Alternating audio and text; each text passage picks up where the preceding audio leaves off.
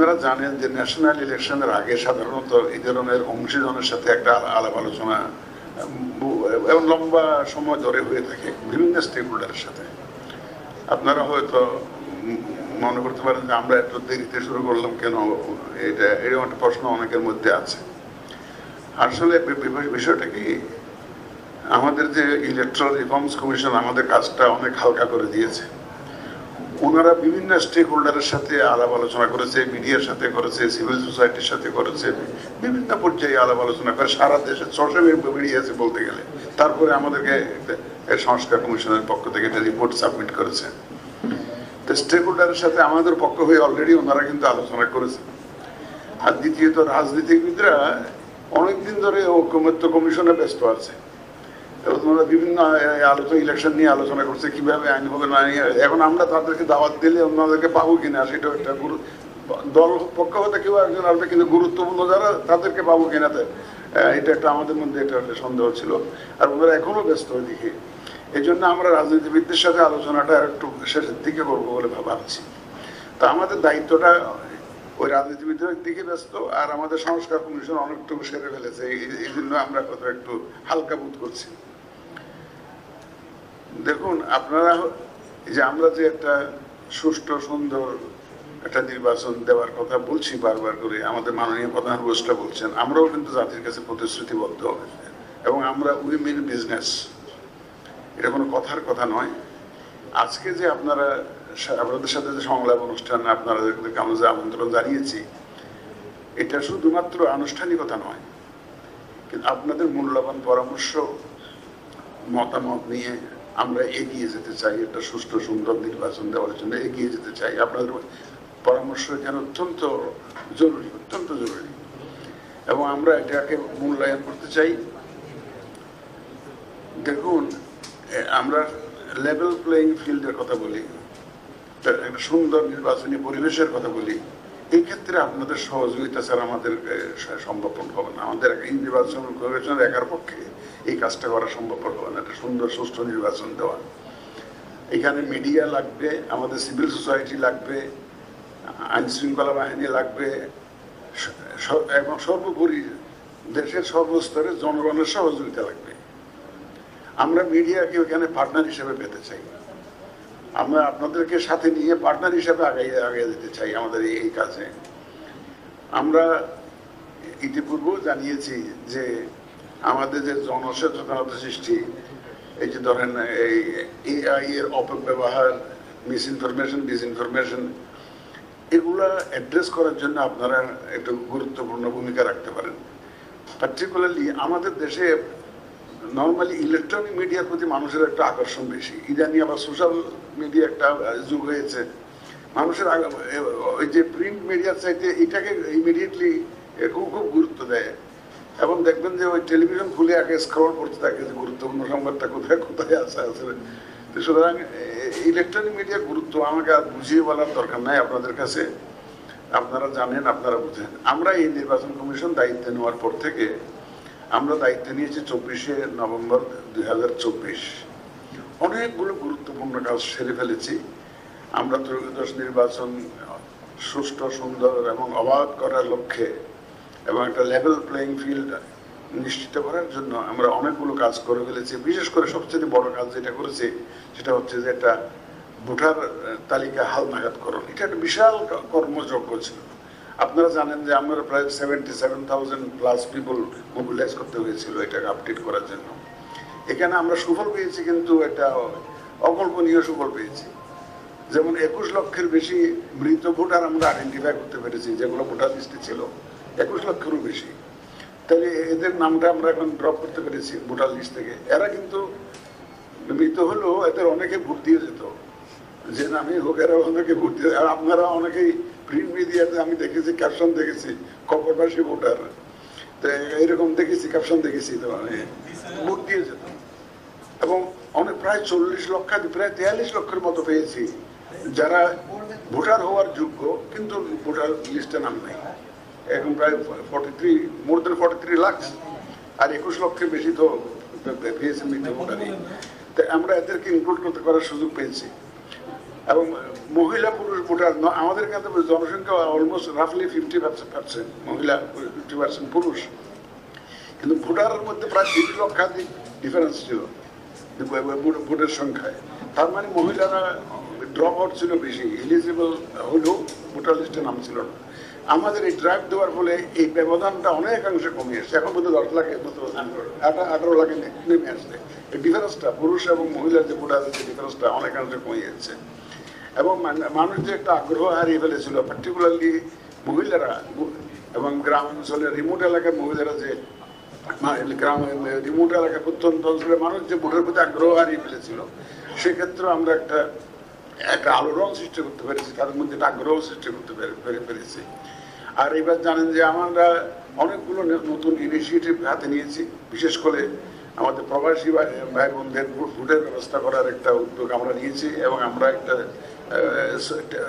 Solution আমরা বের করেছি অনেক আমাদের বিশেষজ্ঞদের সাথে আলোচনা করে, অনেক ট্রায়াল এন্ড এরর প্রসেসের মাধ্যমে, অনেক পরীক্ষা নিরীক্ষার মাধ্যমে একটা অপশানে আমরা আসছি যে আইটি সাপোর্টেড পোস্টাল ব্যালটের মাধ্যমে আমরা ভোটের ব্যবস্থা করব। এবং আইটি সাপোর্টেডটা হচ্ছে ভোটার রেজিস্ট্রেশনটা আমরা মডার্ন টেকনোলজির মাধ্যমে যে অনলাইনে সারবো। আর পোস্টাল ব্যালটটা তো আপনারা জানেনই, সেই পোস্টাল ব্যালটটা এই দুইটা কম্বিনেশন মিক্সড, এটাকে সংকর জাতীয় বলতে পারেন যে ব্যবস্থা, সংকর জাতীয় ব্যবস্থা আমরা প্রস্তাব করেছি। তো আইটি সাপোর্টেড পোস্টাল ব্যালট। এবং ইন কান্ট্রি তো যে আমাদের যারা ভোট ইলেকশন সিস্টেমের সাথে যারা জড়িত থাকেন ইলেকশনের দিন, তারা তো ভোট দিতে পারে না। Even the returning officer himself cannot vote. যিনি রিটার্নিং অফিসার থাকেন, এসপি থাকেন, ডিসি থাকেন, presiding officer, polling officer who is collecting votes, উনিও ভোট দিতে পারেন না। কিন্তু আমরা এবার ইনশাল্লাহ ওটা নিশ্চিত করবো। প্রায় অ্যাবাউট 1 মিলিয়ন পিপল, প্রায় 10 লক্ষ লোক রাফলি, এই তাদের ভোটের ব্যবস্থা আমরা ইনশাল্লাহ নিশ্চিত করবো। আইন শৃঙ্খলা বাহিনীর ভোটের ব্যবস্থা নিশ্চিত করবো। তারপরে সরকারি কর্মচারীরা কাজের প্রয়োজনে দেশের প্রত্যন্ত বিভিন্ন জায়গায় পোস্টেড থাকেন, নিজের যে ভোটের সেন্টার ওখান থেকে অনেক দূরে থাকেন, তো তাদেরও আমরা ইনশাল্লাহ ভোটের আওতায় নিয়ে আসবো। এই জেলখানায় যারা বন্দী থাকেন, হাজতবাসী থাকেন, তাদেরকেও আমরা আইন অনুযায়ী, এটা আইনি আগের থেকে আছে, এই আইনি আগের থেকে আছে যে হাজতীদেরকে ভোটে নিয়ে আসে, আরপিওতে আছে। তারপরে যে সরকারি চাকরিজীবী যারা বিভিন্ন জায়গায় পোস্টেড থাকেন তাদেরকে নিয়ে আসে, আইনি আরপিওতে অলরেডি আছে, কিন্তু ইট ওয়াজ নেভার ইমপ্লিমেন্টেড। তা আমরা এবার এটা বাস্তবায়নের উদ্যোগ নিয়েছি। এই সব কিছু কাজ আমরা করার জন্য উদ্যোগ নিয়েছি at a very critical time of the nation. এই ক্ষেত্রে আপনাদের সহযোগিতা স্যার আমরা এটা পারবো না, এই সব কথা আপনাদের প্রচার প্রচারণার মাধ্যমে মানে আমরা একটা ট্রান্সপারেন্ট পদ্ধতিতে এই কাজটা আমরা সারতে চাই, এবং আপনাদের সহযোগিতা এখানে কিন্তু অত্যন্ত মূল্যবান হবে আপনাদের। এই জন্য আপনাদের আজকে আমরা চাইবো আপনারা আমাদেরকে মূল্যবান মতামত দেবেন, এবং আমরা এই কিছুদিন পরেই একটা সচেতনতা কর্মসূচি শুরু করব, যে অ্যাওয়ারনেস রেজিং প্রোগ্রাম এই ইলেকশনের জন্য। এখানে আমরা মিডিয়াকে পার্টনার হিসেবে পেতে চাই, এবং আপনাদেরকে পার্টনার করেই আমরা এই কাজটা সারবো ইনশাল্লাহ, এই যে অ্যাওয়ারনেস রেজিং প্রোগ্রাম। তো আমি আপনাদের যে সার্বিক সহযোগিতা চেয়ে, এবং আমি আপনাদের এই যে আজকে উপস্থিত হওয়ার জন্য আন্তরিক মোবারকবাদ জানিয়ে আমি আপনাদের মূল্যবান পরামর্শ আমরা চাই। আশা করি আপনারা সবাই, আপনারা হলেন বলতে গেলে মিডিয়া তো মালিক যাই তা হোক না কেন, চালান তো আপনারাই, এবং নিউজ যারা নিউজ এডিটর থাকেন, আমার একটা সৌভাগ্য যে আমি আপনাদের একজন ছিলাম, because I was information secretary of the government 20-21 বছর আগে, তথ্য সচিব ছিলাম। এখানে বিটিভি যিনি আসছেন উনি হয়তো চিনতে পারেন, আমি জানি না দেখা হয়েছে কিনা, দেখা হয়েছে। আমি তথ্য সচিব ছিলাম তখন, এত ইলেকট্রনিক মিডিয়া প্রাইভেট সেক্টরে ছিল না। চ্যানেল আই ছিল, এটিএন বাংলা ছিল, এনটিভিটা পরে আসছে, 3 নম্বরে এনটিভিটা পরে আসছে। আর এত টিভি একটা টেলিভিশনের লাইসেন্স দিয়েই আমার পূর্বসূরি আকমল হোসেন সাহেব জেল জরিমানা নিয়ে মামলা মোকদ্দমা হয়ে ঝামেলা হয়ে গেছে। যাই হোক, তখন প্রাইভেট সেক্টরে এত ছিল না, মাত্র 3টা চ্যানেল ছিল। বিটিভি ওয়ার্ল্ডটা কিন্তু আমি চালু করেছি আমার সময়। বিটিভি ওয়ার্ল্ডটা আমার সময় কোহিনুর আহসান হাবিব কোহিনুরকে দায়িত্ব দিয়েছিলাম, মারা গেছেন বেচারা ভদ্রলোক, মানে খুব কম্পিটেন্ট পার্সন, বিটিভিতে চাকরি করতেন। মাহবুব সাহেব কি এখন আছেন ডিজি? মাহবুবুল আলম কি এখন he was deputy director general at that program. সুতরাং মিডিয়ার সাথে আমার সম্পৃক্ততা বহু বছর পুরানো, আমি আপনাদেরই একজন ছিলাম। সুতরাং আপনাদের সহযোগিতা আমি আন্তরিকভাবে কামনা করি এবং I feel very comfortable to be with the media, very comfortable. যদিও আমার ব্রিফিংটা এখানে আমাদের অনেকে নাগরিক আমাদের যে ব্রিফিং করি, আমার ব্রিফিং করার জন্য রেগুলারলি বলা আছে আমাদের সেক্রেটারি সাহেবকে যে আপনি রেগুলারলি ব্রিফিং দিবেন। এখন কোনো নিউজ না থাকলে তো ব্রিফিং দিয়ে লাভ নেই। যখন কোনো দেওয়ার মতো কিছু বলেন, দুই ধরনের বক্তা আছে রে ভাই। এক ধরনের বক্তা হলো they have to talk something, বলার থাকুক আর না থাকুক কিছু বলতেই হবে নাকি মিটিংয়ের মধ্যে।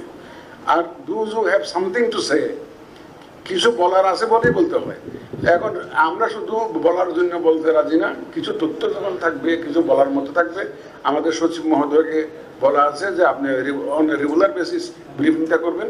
আর আমাদের যখন কমিশন রিলেটেড কোনো মেজর ডিসিশন হয়, আমাদের ব্রিগেডিয়ার সানাউল্লাহ সাহেব উনি এই ব্রিফিংটা দিয়ে থাকেন। কারণ আমরা একটা রেগুলার ট্রান্সপারেন্ট ওয়েতে আগাতে চাই। আমি এই ইলেকশনটাকে আমরা অ্যাজ ট্রান্সপারেন্ট অ্যাজ পসিবল করতে চাই। আমরা চাই সারা বিশ্ববাসী দেখুক বাংলাদেশে সব কিছু লুকানো ছাপানো কিছু জানা হয়, এবং এটা আই মিন ইট, যে আমরা একদম স্বচ্ছভাবে আয়নার মতো পরিষ্কার করে এই ইলেকশনটা করতে চাই। এই ক্ষেত্রে আপনাদের সহযোগিতাটা খুবই দরকার হবে এবং আমরা এটা কামনা করি। দেখ আমি আর কথা বাড়াই না, এখন আমাদের আজকে হলো শোনার দিন, আমরা সবাই শুনবো, আপনারা হবেন বক্তা, আমরা হব শ্রোতা, এবং আপনাদের মতামত আমরা ইনশাল্লাহ যেগুলো আমাদের কাছে দেখা যাবে যে ইম্পর্টেন্ট আছে এগুলো আমরা ইনশাল্লাহ বাস্তবায়ন করবো এবং আমাদের পরামর্শ নিয়েই আমরা ইনশাল্লাহ এগিয়ে যাবো। তো আপনাদেরকে সবাইকে ধন্যবাদ। এতদিন শুনছি চান্দে অমাবস্যা লাগে, আজকে দেখলাম সূর্যে অমাবস্যা লাগে।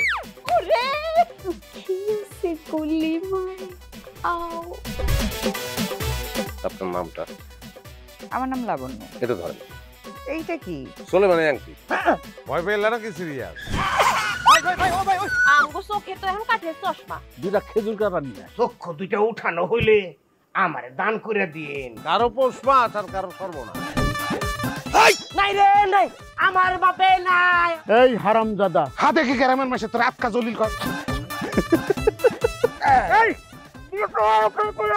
আমার ঘরে তিনটা বউ এতিম হয়ে যেতাম। বস্তালা আবার ঢুকা। এই এই